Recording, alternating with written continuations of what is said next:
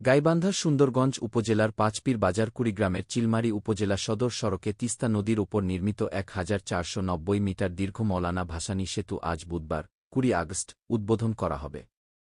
Gaibandha LGED সূত্র জানায়, বুধবার বেলা 11:30টায় অন্তর্বর্তীকালীন সরকারের স্থানীয় সরকার, পল্লী উন্নয়ন ও সমবায় মন্ত্রণালয়ের উপদেষ্টা আসিফ মাহমুদ সজীব ভূঁইয়া সুন্দরগঞ্জ তথা গাইবান্ধাবাসী দীর্ঘদিনের স্বপ্নের এই সেতুটি উদ্বোধন করবেন।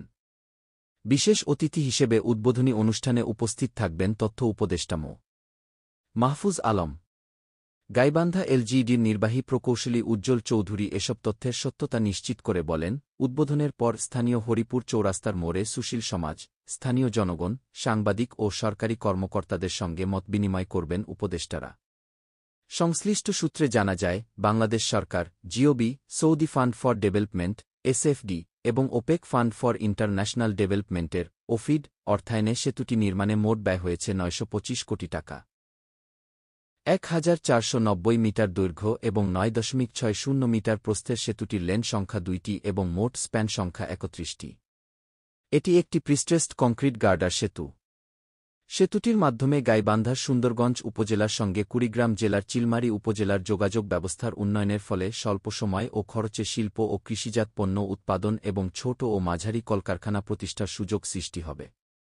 এছাড়া নদীর উভয় তীরের সংযোগসহ উন্নত রোড নেটওয়ার্ক প্রতিষ্ঠার ফলে ওই অঞ্চলের শিক্ষা ব্যবস্থার উন্নয়ন ও প্রসার ঘটবে।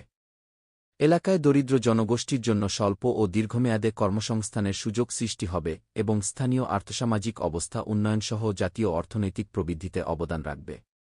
এছাড়া পর্যটনের সুযোগ সৃষ্টিসহ একটি নতুন পরিবহন করিডোর গড়ে ওঠায় রাজধানী ঢাকাসহ দক্ষিণাঞ্চলের অন্যান্য গুরুত্বপূর্ণ স্থানের সঙ্গে ভুরুঙ্গামারী স্থলবন্দরসহ কুড়িগ্রাম জেলার যোগাযোগের দূরত্ব ৪০ থেকে ৬০ কিলোমিটার পর্যন্ত হ্রাস পাবে। মওলানা ভাসানী সেতু উদ্বোধনকে কেন্দ্র করে গাইবান্ধা ও কুড়িগ্রামের দুই অঞ্চলেই মানুষের মধ্যে ব্যাপক উৎসাহ উদ্দীপনার সৃষ্টি হয়েছে। এলজিইডি সূত্র আরও জানায়, সেতুটি উদ্বোধনের পরপরই যানবাহন ও জনসাধারণের জন্য উন্মুক্ত করে দেওয়ার কথা রয়েছে।